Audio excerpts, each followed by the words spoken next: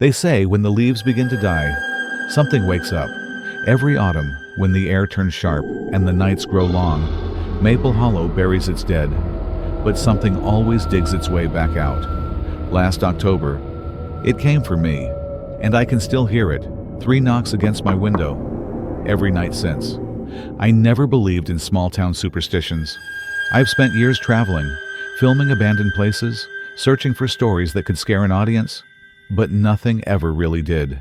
Until I found the cabin at the edge of Maple Hollow. It was supposed to be a weekend alone, just me, my camera, and the golden colors of fall. But fall, I've learned, isn't the season of color.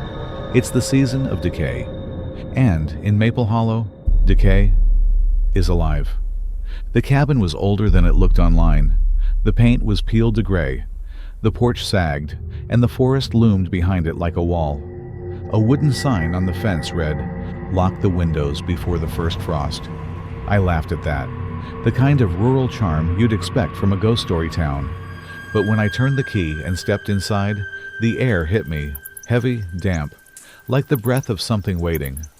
I should have left then, because that smell would return every night.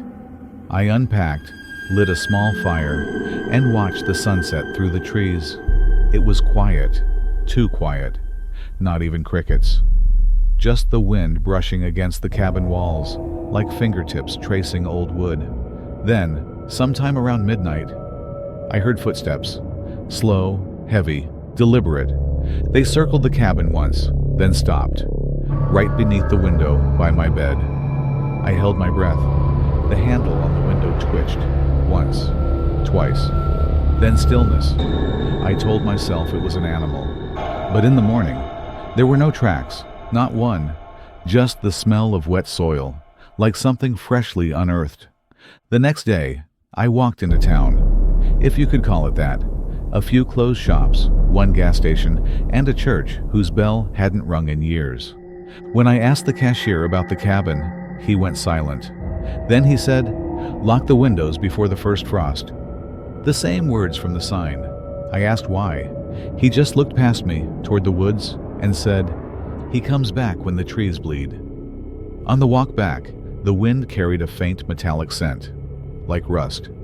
But when I wiped my sleeve, it came away red, blood, fresh, warm, scattered across fallen leaves. That's when I realized the trees weren't just turning color, they were bleeding. That night, the rain came. I sat by the fire, pretending not to notice how the window latch rattled, how the wind sounded less like air and more like breathing. Then, at 12:03, my phone began to record by itself. No notifications, just a single file labeled guest. I played it back. For 10 seconds, nothing. Then, a whisper, faint, like someone behind me. "Let me in, Evan." I froze. I hadn't told anyone I was here. I slammed the laptop shut, turned every lock, and waited until dawn. But when sunlight finally hit the window, I saw something written on the fogged glass. From the outside, 3 words, "You left it open." I tore through the cabin, searching for how, or who, could have done it. In the closet, beneath old blankets, I found a stack of yellowed newspapers. The top one read, "Family vanishes during fall storm. Doors locked from inside." The photo below it was my cabin. Same porch, same curtains. In the margins, someone had written, "The fall guest comes with the frost. He knocks 3 times. Never answer." My heart hammered as the temperature dropped. The fire hissed and died. And from outside came the first knock. I told myself not to move. Then, the 3rd knock came. From the other side of the room, I ran.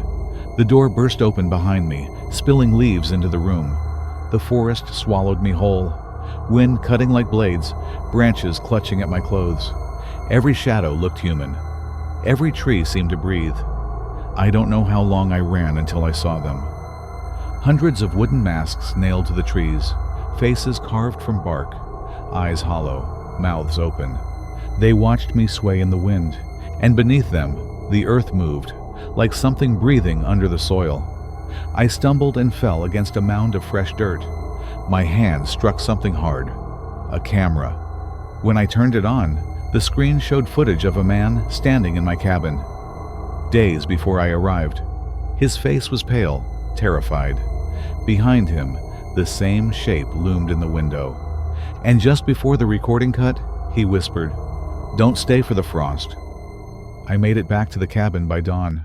I packed everything, ready to leave, but when I looked outside, the ground was white, frost, the first of the season, and on the window, 3 fresh fingerprints, long and dark. I backed away. The floorboards creaked, the air filled with that same iron scent. Then I saw it.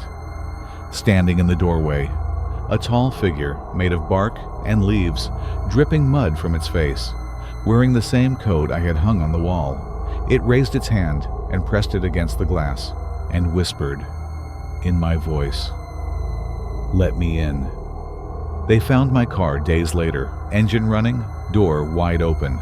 But not me, just a trail of red leaves leading back to the woods. Some nights, hikers say they still see a light in that cabin window, flickering like a heartbeat. Others hear 3 knocks against the trees. The forest always answers, in whispers. Autumn is beautiful, isn't it? But remember, everything that dies this season still remembers how to breathe. If this story kept you awake tonight, imagine what waits for the first snow. Subscribe if you dare. And if you ever hear 3 knocks this fall, don't answer.